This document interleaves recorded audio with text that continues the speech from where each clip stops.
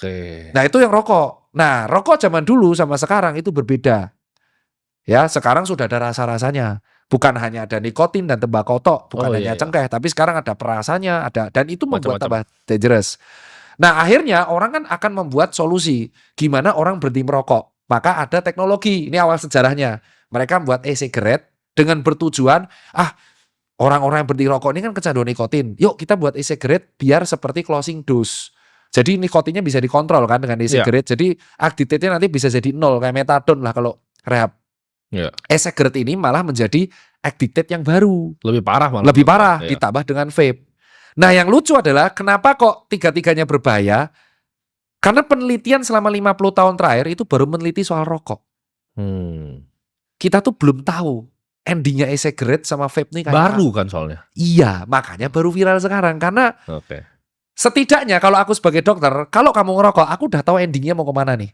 Kalau nggak bronkitis kronik, Oh iya. pasti Karena penyakit. itu baru banget kan. Itu bahkan belum 20 tahun kan. Iya, makanya kan aku bilang, kalau ada orang ngerokok, aku selalu bilang, kalau kamu ngerokok, setidaknya aku tahu endingmu akan kemana. Kalau nggak bronkitis kronis, pasti akan ada penyempitan pembuluh darah di jantung atau tensinya naik.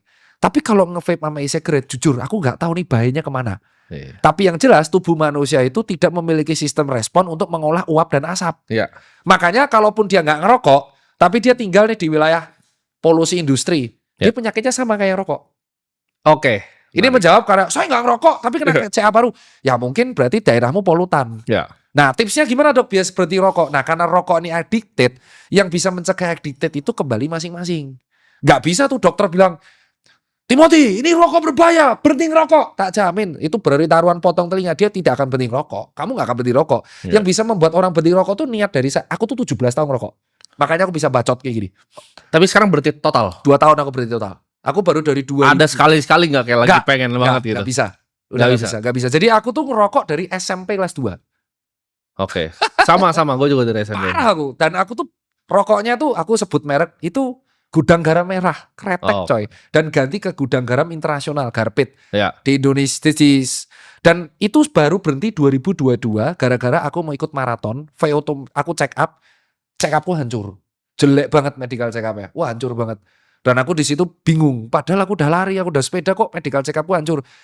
Akhirnya aku stop rokok dan tersisa sampai sekarang. Jadi aku tuh kalau lari di atas 15 kilo, heart rate-ku tiba-tiba naik. Gak bisa kayak orang-orang normal. Nah itu yang membuat akhirnya efek rokoknya ketinggalan. Tapi aku bisa berhenti karena niat itu. Wah, medical check up-ku hancur.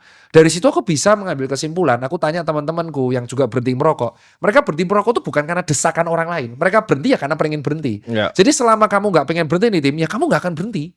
Kamu nggak akan berguna tuh dengerin ceramah Tirta, ceramah dokter jantung, nggak akan. Dan dokter yang merokok itu, aku bisa ngomong,